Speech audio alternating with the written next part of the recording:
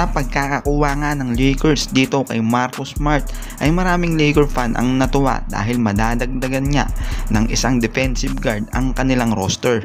Yun nga lang mga buddy ay meron nga itong twist dahil nagbigay din ito ng problema sa organization.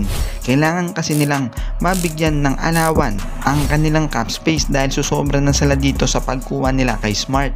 Na-i-wave naman na ng LA itong si Shake Milton at itong si Goodwin na isang good defender din sana, pero mas nangibabaw nga na piliin ng LA itong si Smart. Ganun pa man ay parang hindi pa rin sapat ang pag-wave sa dalawang ito, kaya ito ngang si Rob Pelinka ay naghahanap pa rin ng pwedeng makatransaksyon sa isang trade, at sa trade na ito ay pwedeng masama si Dalton Knecht at Gabe Vincent. Ang isa nga sa pinagkakainteresan ngayon ay Rob Pelinka ay ang Washington Wizard player din na si Malcolm Brogdon, kung saan ngayon nakapaglaro lang ito sa Wizard last season ng 24 games, kung saan ngayon nag-average siya ng 12 points per game, 3 rebounds per game at 4 assists per game.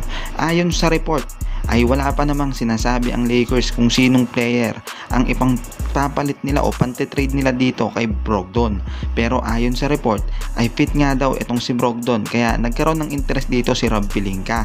Veteran guard at defensive guard ang plano talagang kunin o idagdag pa ni Rob Pelinka, at yung meron daw shooting sa perimeter. Bukod nga sa pagkaka-improve ng Lakers sa kanilang 3-point shot ay kailangan nga nilang i-improve din ang kanilang perimeter ngayong darating na season, dahil sa mga hindi nakakaalam, ang Lakers nga ay ranked number 14 pagdating sa perimeter field goals. Isa kasi yan sa mga napansin na mga play-by-play analysis ng mga eksperto na yung mga dapat ng pantira sa perimeter ay pinupush pa ng mga player ng Lakers na itira ng 3-point shot, kaya lalong bumababa ang kanilang perimeter percentage. Kaya sa pagkakataon ng pagkakakuha kay Smart at ngayon ngang nasa radar nila itong si Malcolm Brogdon ay naniniwala ang mga eksperto na makakatulong ang dalawang ito na mapataas ang kanilang perimeter field goals.